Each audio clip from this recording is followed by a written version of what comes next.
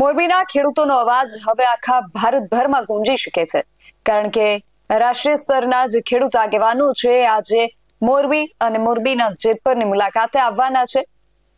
રાકેશ ટિકેત આજે સૌથી પહેલા જેતપરની અંદર જે ખેડૂતો ઉપવાસ છાવણીમાં અત્યારે સત્યાગ્રહ ચલાવી રહ્યા છે એમને મળશે ને ત્યારબાદ મોરબીની અંદર પણ એક સભાનું આયોજન કરવામાં આવ્યું છે.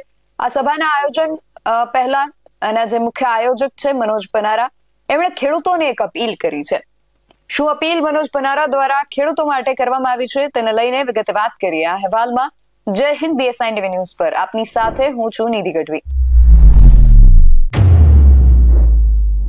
આજે રાષ્ટ્રીય સ્તરના જે ખેડૂત આગેવાનો છે રાકેશ ટિકેત સહિતના યુદ્ધવીરસિંહ અને જે હિંમતસિંહ ગુર્જર છે, આ બધા જે ખેડૂત આગેવાનો છે એ ગુજરાતની અંદર જે ખેડૂતો હાલ વીજ લાઈનના મુદ્દાને લઈને આંદોલન ચલાવી રહ્યા છે અને આ આંદોલનની શરૂઆત જ્યાંથી મુખ્યત્વે થઈ ગણાય છે મોરબીના જેતપર ગામે, ત્યાં આવવાના છે.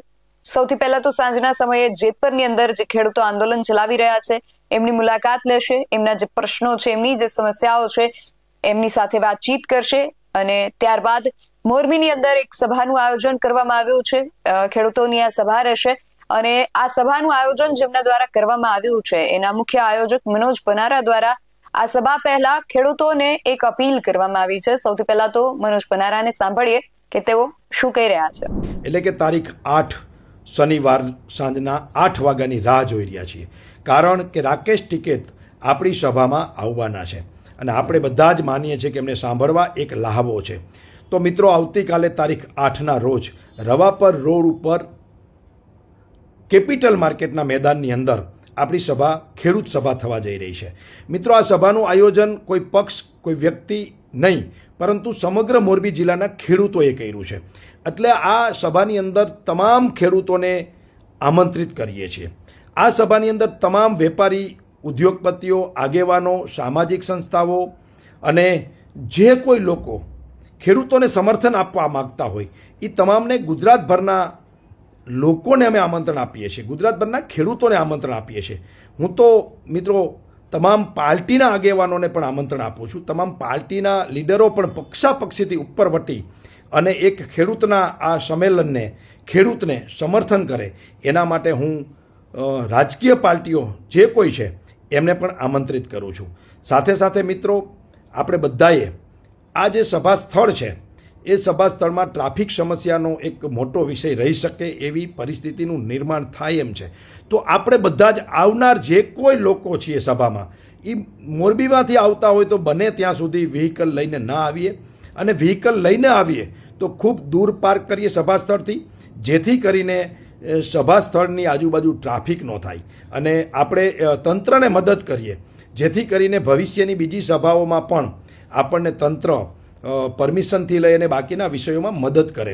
મિત્રો, આ લડાઈ એક ગાંધીના માર્ગે છે, આ લડાઈ બૌદ્ધ અને મહાવીરના માર્ગે છે, અહિંસાના માર્ગે છે. એટલે સંપૂર્ણ રીતે શાંતિ જાળવવાની છે. આવનાર સભામાં તમામ લોકોએ, ખેડૂતોએ સાથે સાથે આપણે પક્ષાપક્ષીથી ઉપર ઉઠીને, જાતિ ધર્મથી ઉપર ઉઠીને માત્ર ખેડૂત અને ખેડૂતના દીકરા તરીકે એક ખેડૂતોની જે પીડા છે એને સમર્થન આપવા માટે આ સભામાં જઈ રહ્યા છે. એ માનસિકતા સાથે આપણે બધાએ આ સભામાં જોડાવાનું છે. મારી આપ બધાને વિનંતી છે કે બોડી સંખ્યામાં આવો. હા, એટલું ચોક્કસ છે કે આ સભાનું સંચાલન અમારી ટીમ અને હું કરી રહ્યા છીએ, એટલે અમારું ફરજ છે, દાયિત્વ છે કે વ્યવસ્થિત રીતે આ સભા ચાલે અને પૂર્ણ થાય.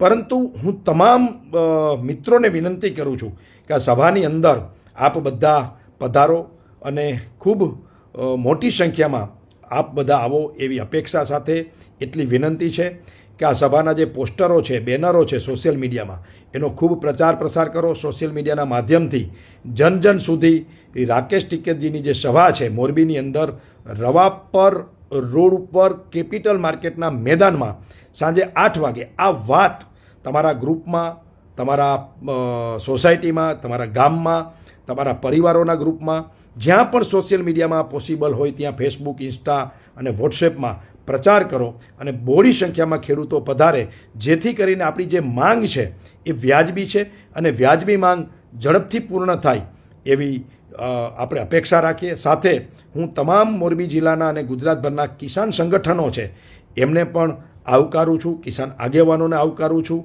અને તમામ લોકો આ સભામાં આવે એવી અપેક્ષા રાખીએ છીએ. પણ સમય અને કાર્યક્રમની મર્યાદા રાખી અને વ્યવસ્થા જે છે એ વ્યવસ્થાના ભાગરૂપે આપણે બધાએ સહયોગ આપવાનો રહેશે.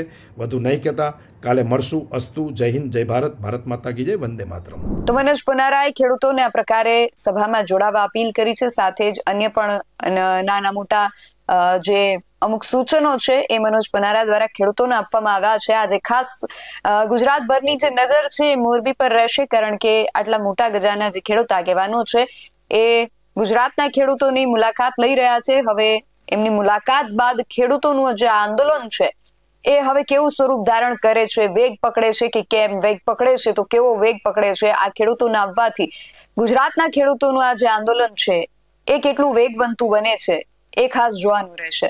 તમારું આ સમગ્ર વિષયને લઈને અને ખાસ કરીને મનોજ પુનારા દ્વારા અત્યારે આ જે અપીલ કરવામાં આવી છે તેને લઈને શું માનવું છે અને તમને શું લાગે છે રાષ્ટ્રીય સ્તરના આ ખેડૂત આગેવાનોનું અહીંયા ગુજરાત આવવું અને ત્યારબાદ ગુજરાતના ખેડૂતોના આંદોલનના સમર્થનમાં અહીંયા એ ખેડૂતો સાથે વાત કરવી અને સભા ના આયોજન બાદ ખેડૂતોના આંદોલનમાં શું ફેરફાર આવી શકે છે તેને લઈને પણ તમારો જે પણ મત હોય અમને કમેન્ટ કરીને ચોક્કસથી જણાવજો.